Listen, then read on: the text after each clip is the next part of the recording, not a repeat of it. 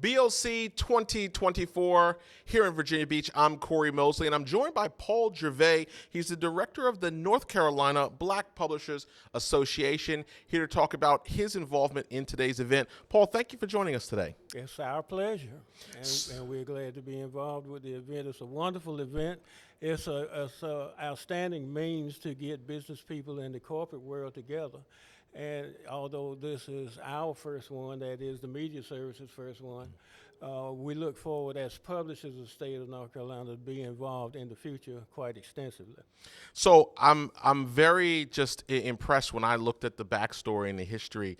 We're talking about over 100 years. Talk a little bit about the Black Publishers Association and the work that you've been doing. Well, I think it's a pioneering body in that the association is an outgrowth of perseverance for many, many years.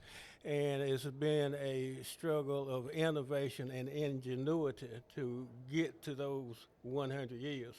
And I've been in a unique position in that regard, in that my father, Paul Jervay Sr., who started the Carolinian newspaper, was just one example of the many innovators of black publishers in the state of North Carolina.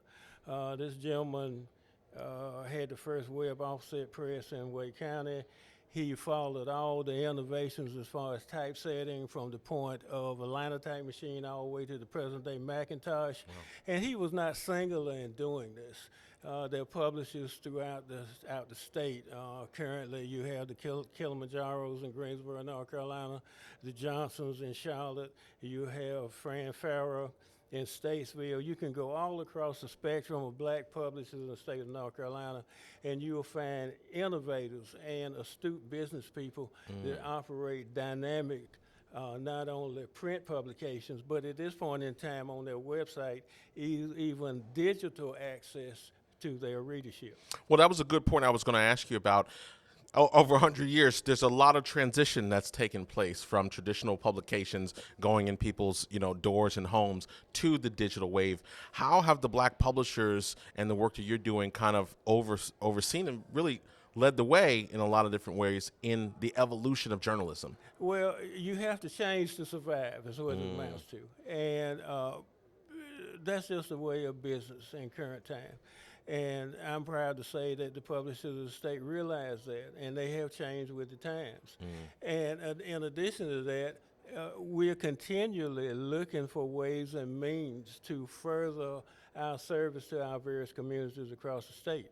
Currently, I represent 11 newspapers across the state. I'd like that to be 15 at one point in time. I would like to get to 1 million readership as far as the print copy is concerned, and 2 million digital as far as the digital reach is concerned. And all of this is doable. Yeah. And that is one of the wonders of technology today. Actually, technology has been a benefit to the black press of North Carolina. It's helped us to enhance the look of our newspapers. It helps us to attract readers across the board because we have quality products from one market to the next, not to mention the digital aspect of it. So you can pull out your phone if you want to read a Carolinian. You can read the entire paper on your phone because you can get any edition of the newspaper. And this is invaluable for people that have lived in the Triangle, have moved away, want to know what's going on back home, because at the end of the day, black newspaper in North Carolina is community newspaper. So if you want to stay in touch with your community, if you move to New York, California, wherever, you pull out your phone, you can subscribe to the paper, and it take you right back home. Yeah. Wow, that's phenomenal work. Now, we are just about out of time, Paul, but I wanted to get your perspective on the arrangement and relationship now with CVMSDC that has brought you to BOC 2024. Just tell our viewers a little bit about what you guys are doing together. Well, what we're doing together initially is we have a partnership, whereas the organization will submit an op-ed on a monthly basis as to what the organization is doing. And we have a website, the publisher's website, which is a networking tool between all communities that the publishers serve in North Carolina. Okay. That the organization participates in on a monthly basis. So we believe that through this partnership and creating awareness, and that's fundamentally what we do. We create the acceptor effect.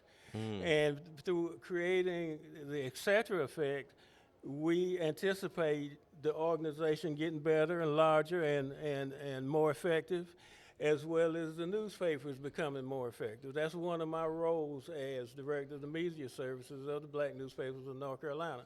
I go out and make presentations to corporate America to fill their advertising columns as well as their digital and the newspaper. So all of this fits together. It's a hand-in-glove partnership. We appreciate being here today. And those people that we have met early on, we anticipate making even better connections as time goes on. So I think it's a benefit. It's a win-win for everyone concerned. Fantastic. I know everybody's excited about it. Paul, thank you for giving us a few minutes today. Thank you. My pleasure. BOC 2024, more to come.